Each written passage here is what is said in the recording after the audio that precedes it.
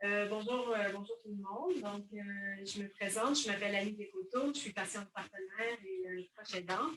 Et je suis responsable du bureau du patient partenaire à la faculté de médecine de l'Université de Montréal, sous la co-direction de Dr. Philippe Caraziban, qui est ici, et de Vincent Dumès, dont je vous salue quelque part. Et donc, je suis à la faculté depuis pas tout à fait 10 ans, mais quand même depuis longtemps. Et je suis responsable de l'intégration des patients partenaires en éducation médicale.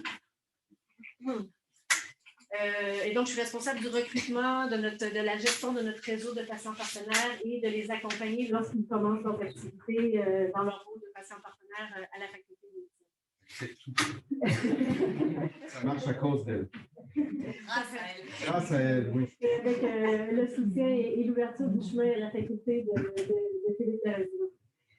Juste un petit mot sur Marie-Pierre. Oui, Marie-Pierre, c'est ça. Alors, Marie-Pierre Feldy, qui vient d'avoir son deuxième bébé, qui était aussi l'instigatrice du stage, devait être avec nous aujourd'hui par Zoom, mais finalement, ce sera pas possible.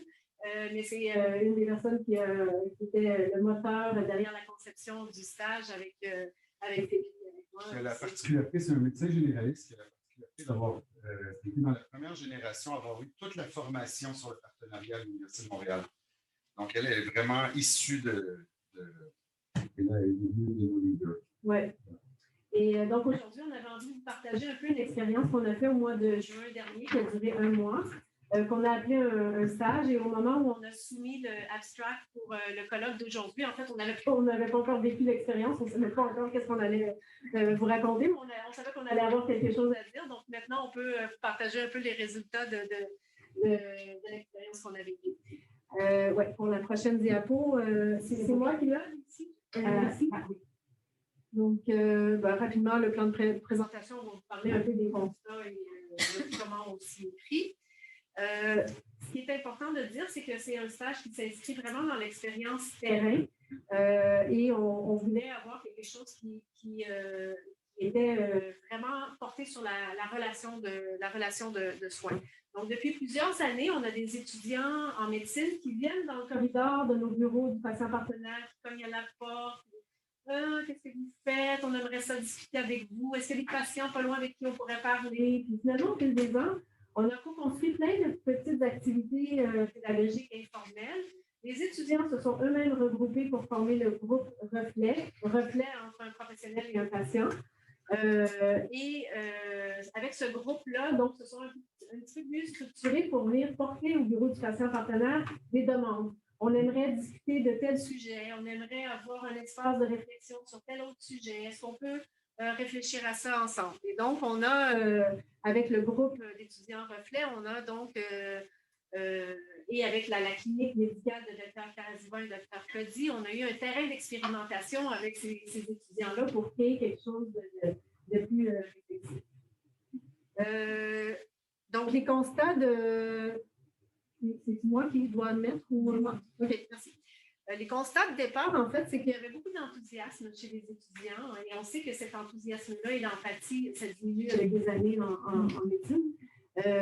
Mais ils avaient beaucoup de motivation, un grand désir d'apprendre et vraiment beaucoup d'énergie. En fait, le moment où ils sont dans la posture qu'on veut, idéal pour le partenariat, c'est au tout début des études. Alors, on les a attrapés là. On a accueilli, en fait, on a vraiment saisi leur énergie au moment où ils étaient prêts à déployer ça. Et on réalise qu'ils ont très peu de mots pour décrire la relation de soin. En fait, ils ne sont même pas conscients exactement c'est quoi la relation, quel est le soin. Ils n'ont pas de connaissances épistémologiques ni d'espace réflexif pour discuter ça. Et dans leur cours, c'est très parsemé ou en tout cas, c'est concrétisé. C'est toujours secondaire, les enjeux relationnels. La priorité, c'est d'apprendre la physiopathologie, l'anatomie, les médicaments. Puis, c'est le petit bonus. Donc, on a profité de cette énergie-là pour créer on l'appelait stage, mais c'est un espace réflexif où on allait permettre aux étudiants de plonger en profondeur dans la réflexion sur la relation de soins. C'était essentiellement spécialisé sur la relation de soins. On ne s'en sortait pas. Il n'y avait pas une autre finalité. C'était un stage interdisciplinaire parce qu'on l'a ouvert, non pas juste aux étudiants de la faculté de médecine, mais on a fait surtout une offre de stage dans tous les programmes des sciences de la santé et psychosociales aussi. On a sélectionné les étudiants. En fait, quand on a fait circuler l'offre de stage, on leur a demandé d'écrire une lettre de motivation, pourquoi ils voulaient accorder du temps à la réflexion sur le stage. Et on les a sélectionnés sur leur capacité à réfléchir. Et il n'y avait pas vraiment de bonnes ou de mauvaises réponses, mais on a quand même analysé les demandes et on avait 10 places. On voulait rester en petits groupes pour créer l'espace propice pour ça. Et Dr. Feldy souhaite mettre en marche donc un projet de recherche pour analyser la suite des choses. Ça, c'était les objectifs d'apprentissage, donc de développer le regard réflexif. Voilà. Alors, les principes sur lesquels on s'est appuyé lorsqu'on a réfléchi le stage ensemble, c'est vraiment de focusser complètement sur la relation, de ne pas dévier sur une autre finalité que la relation de soins. Ce n'est pas évident. C'est juste, je nous entends aussi depuis quelques jours, c'est très facile de focuser uniquement sur les savoirs patients, sur les attributs du médecin, du clinicien, d'une structure de nous. Le focus, c'est vraiment sur la relation de soins. C'est ça, 3 minutes. Et il reste 3 minutes, donc on a sollicité des experts, un psychologue, un expert en identité qui sont venus donner des séminaires et on a dédié du temps de lecture aussi, des lectures obligatoires qui n'étaient pas si compliquées, mais pas faciles non plus, qui portent sur la relation de soins. Donc, un sociologue allemand, Arnaud Rosa, Cynthia Fleury, et des trucs comme ça. Et on a fait aussi des périodes d'observation en clinique.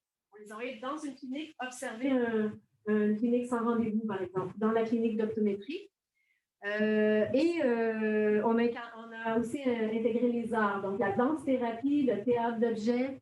On leur a fait voir un documentaire qui a été créé par une patiente sur sa trajectoire de soins au Ensuite, ça, c'était l'horaire typique. Alors, il y avait toujours des périodes d'observation en clinique. On avait, c'est ça, les séances au musée, des séminaires et des temps de lecture qui étaient dédiés pour, après ça, revenir sur les lectures et approfondir la compréhension. Il y avait des trucs, c'était pas facile. Les étudiants n'avaient rien compris, mais il y avait l'espace sécuritaire pour discuter de tout ça.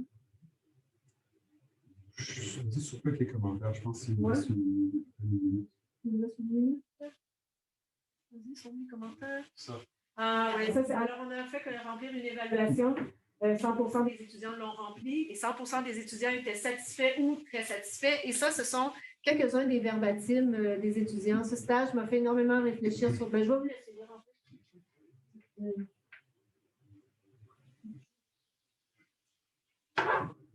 Donc, ouais, alors les messages...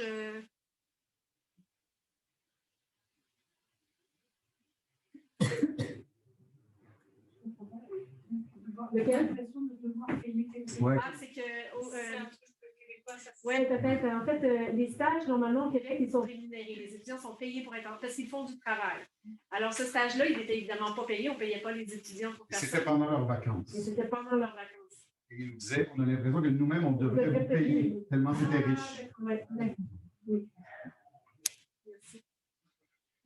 Alors, voilà pour le stage clinique. Non, c'est bon. Voilà. J'étais dans les temps? Oui. Ça va encore 30 secondes. 30 secondes me permettrait un petit quelque chose. Donc, vraiment, un des paris qu'on fait à Montréal là-dessus, c'est de travailler sur la subjectivité des soignants. C'est ça notre grand pari, c'est qu'on se dit le patient pourra pleinement exister dans la relation en tant qu'humain s'il est face à un être humain qui reconnaît sa subjectivité puis qui ne voit pas la subjectivité comme juste un truc à éviter, une source de biais, un danger, mais comme un outil de travail.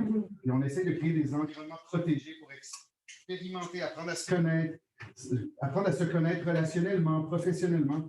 Et ça, c'est un de nos amis. Merci beaucoup. Merci. Je vais dire par rapport à mon expérience justement dans la formation.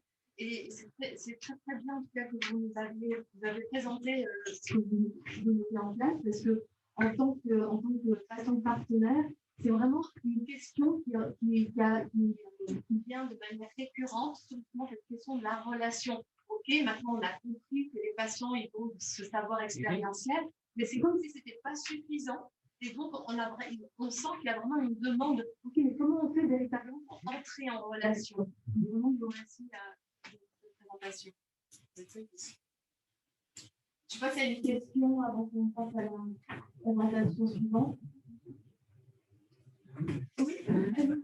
Là, vous visez la population médicale et pour les paramédicaux, c'est. Oui, médecine et sciences de la santé. Il y avait des étudiants en psychologie, de médecine. Oui.